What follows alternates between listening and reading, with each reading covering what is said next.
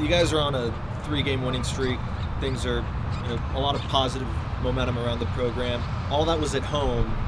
How do you transfer all the good stuff that's been going on to a road game where you guys have had a lot of struggles historically? Well, I think there's two things. One, you want to be honest with your players about the environment, about the team that you're going to play. Obviously, we have a ton of respect for Kansas State.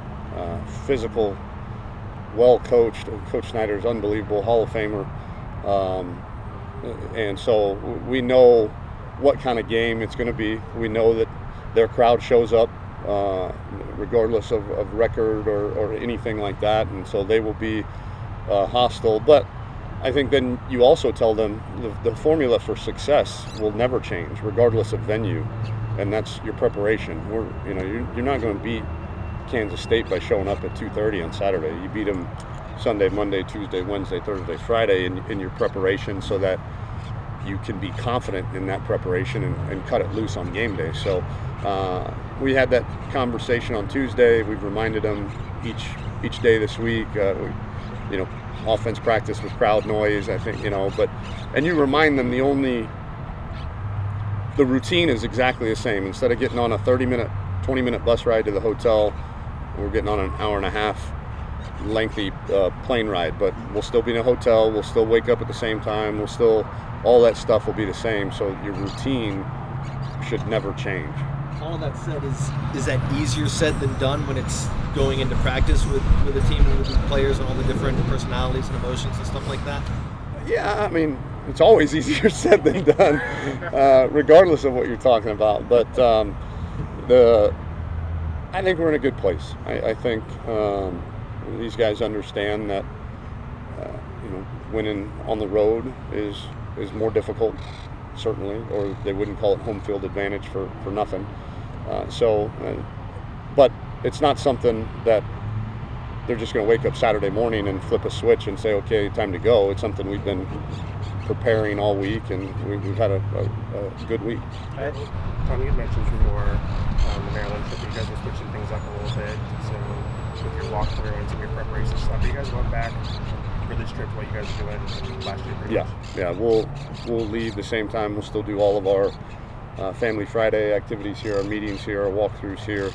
We'll get on a bus, get on a plane, go to the hotel and enjoy each other's company that night.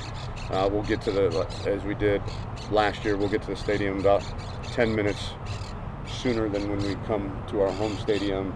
Guys will drop their bags off still in their coat and tie, go walk the field a little bit, look around, explore it a little bit, and then go get dressed and put the pads on, get ready to play.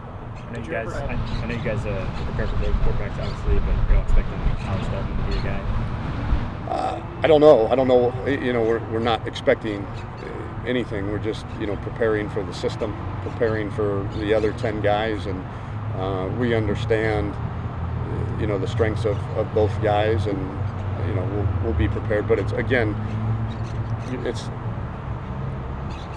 when you talk about preparing for quarterbacks on defense, unless the discrepancy is so marked in terms of ability level, running versus throwing, and then the other guy is running versus throwing, then you really just try to defend the system and defend, formations and down and distances, field position, all that stuff, and worry about the quarterback pretty secondarily. Tom, did you ever have the opportunity to meet Julius Whittier, and what is his passing mean to this program? I did not, but obviously our thoughts and prayers go out to his family. Special guy that will always have a special place in Texas football history. It's right. I asked this on Monday, but I want to kind of come back to it again. I think it works out dramatically in y'all's favor the way that you have something to kind of sell each week, like USC, and then we lost 4 straight to TCU, and then Texas hasn't won a K-State since '02, and then you got Oklahoma. Does that help keeping them focused? That you've got a major bullet point every week that you can sell and build on, that they don't let rest on their laurels. Yeah, you may not think about it like that. We don't. I mean, we talked about that on Tuesday. You know, Right. the haven't won there since Caden was 2 years old. Right. But we don't. Again, I know it sounds cliched, but it's really the way we go about our business all the time. Is that, you know, when we walked into that team meeting room on Tuesday before our first practice of the week, Yeah. I told them you're 0-0 against Kansas State right now. That's your record against Kansas State. You're 0-0.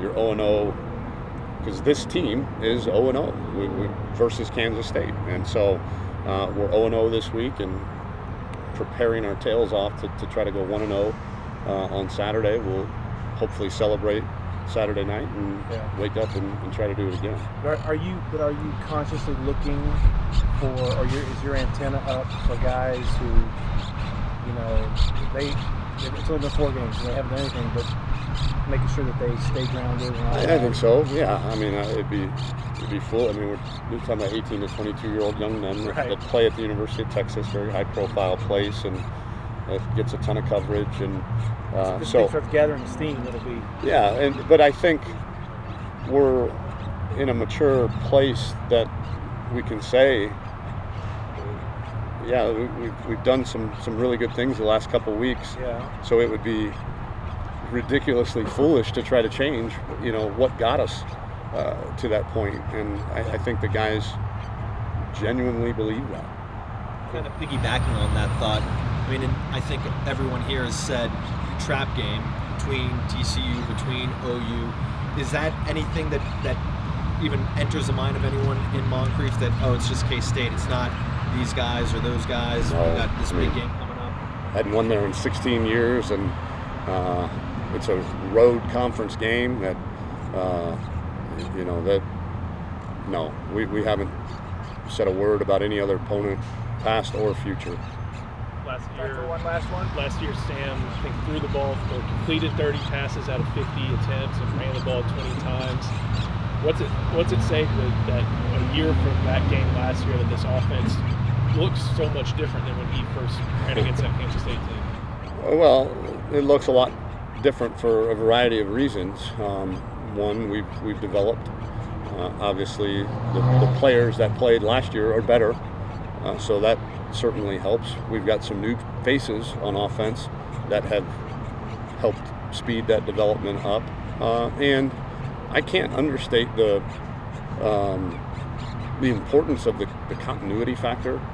That this is the first time in 5 years that the University of Texas has had the same offensive system in consecutive years. So